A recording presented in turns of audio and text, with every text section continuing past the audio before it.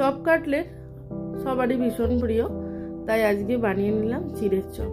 একটু অন্যরকম, খুব কড়কড়ে হয় আর খেতে খুব ভালো লাগে। প্রথমেই চিড়েটা ভালো করে ধুয়ে আমি খানিকক্ষণ ভিজিয়ে রেখে দেবো। পাতলা চিড়েটা নিয়েছিলাম। তারপরে কিছুটা সিদ্ধ করা আলু গ্রেট করে নেব। তারপর তাতে আমচুর পাউডার, পরিমাণ মতো নুন, একটু বিট নুন, আর দিয়ে দেব একদম গ্রেট করা আদা, কাঁচা লঙ্কা আর গ্রেট করা গাজর, একটু ধনেপাতা কুচি দিলাম আর মটরশুঁটি সেদ্ধ করে তার মধ্যে দিয়ে দিলাম। এবার একটা ভাজা মশলা দিলাম। ভাজা মশলার মধ্যে ছিল জিরে, ধনে, শুকনো লঙ্কা আর সামান্য হিং। সেটাকে শুকনো খোলায় ভেজে মিক্সিতে একদম পুরো মিহি একটা পাউডার করে ওর মধ্যে দিয়ে দিলাম। এবার এই আলুগুলো ছোট ছোট করে যে যার মতো শেপ দিয়ে নিতে হবে। এবার চিড়ের মধ্যে দিয়ে দিলাম খানিকটা নুন আর একটু চিলি ফ্লেক্স। এবার এটা আটা মাখার মতো করে জল দিয়ে মাখতে হবে।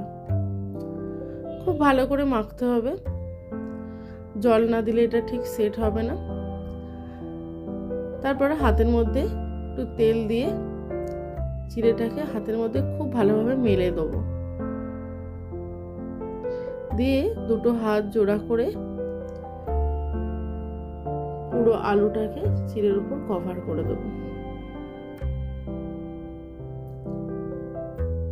সুন্দর করে চিড়ে দিয়ে ওটা কভার করে নিতে হবে, যেন কোনো রকম পুরটা বেরিয়ে না থাকে। যেরকম সেরকম করে চিড়ে দিয়ে পুরটাকে ঢাকতে হবে। যদি পুরটা দেখা যায় তাহলে পুরটা বাইরে বেরিয়ে তেলটাকেও নষ্ট করে দেবে আর ভেতর থেকে সমস্ত পুর বেরিয়ে চলে আসবে। তাই যেরকম করে হোক চিড়ে দিয়ে পুরো আলুটাকে ঢাকা দিয়ে দিতে হবে। একটু ঝামেলার হলেও কিন্তু যদি এটা একটু মনোযোগ দিয়ে করা যায় তাহলে এটা কিন্তু খুব সুন্দরভাবেই হবে। আমার এই ভিডিওটা যদি ভালো লাগে তবে অবশ্যই লাইক করে দেবেন একটা, আর ইউটিউব থেকে দেখলে সাবস্ক্রাইব করে দেবেন।